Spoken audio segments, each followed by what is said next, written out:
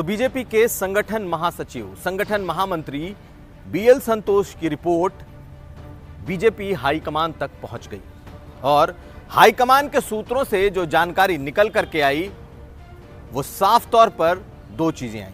पहला कि आने वाले कुछ हफ्तों में उत्तर प्रदेश में मंत्रिमंडल विस्तार होगा और दूसरा, संगठन में प्रदेश अध्यक्ष के चेहरे पर कोई बदलाव नहीं होगा, यानी कि स्वतंत्र देव सिंह बीजेपी के प्रदेश अध्यक्ष बने रहेंगे और चुनाव उनकी अगुवाई में ही संगठन लड़ेगा।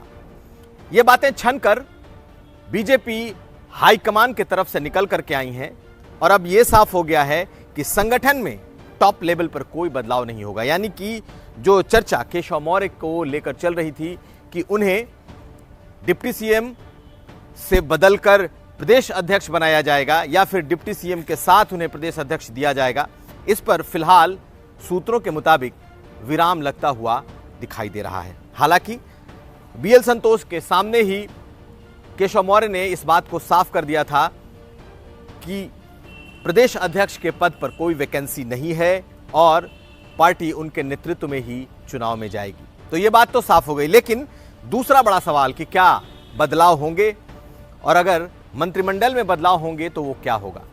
दरअसल मंत्रिमंडल में बदलाव अपेक्षित है और ये पूरी तरीके से ऐसा लग रहा है और जिस तरीके से दिल्ली दरबार से खबरें निकल करके आ रही हैं उसके मुताबिक एक मंत्रिमंडल विस्तार होना है और ए.के. शर्मा उसमें जरूर होंगे।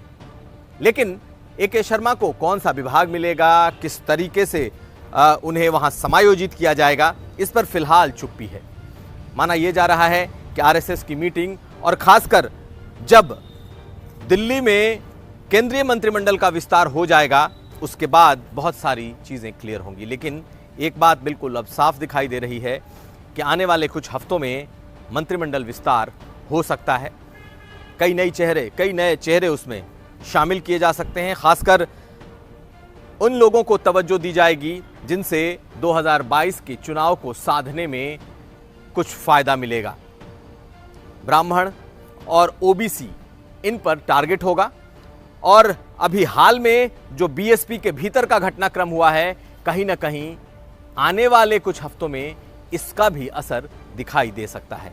यानी कि संगठन में बदलाव तो जरूर होंगे लेकिन संगठन के अध्यक्ष यानी प्रदेश अध्यक्ष पर कोई बदलाव नहीं और योगी आदित्यनाथ मजबूती के साथ अपनी कुर्सी पर होंगे, लेकिन उनके साथ कुछ नाम मंत्रिमंडल में जरूर जुड़ेंगे और उसमें ए.के. शर्मा भी हो सकते हैं। कुमार अभिषेक, यूपी तक।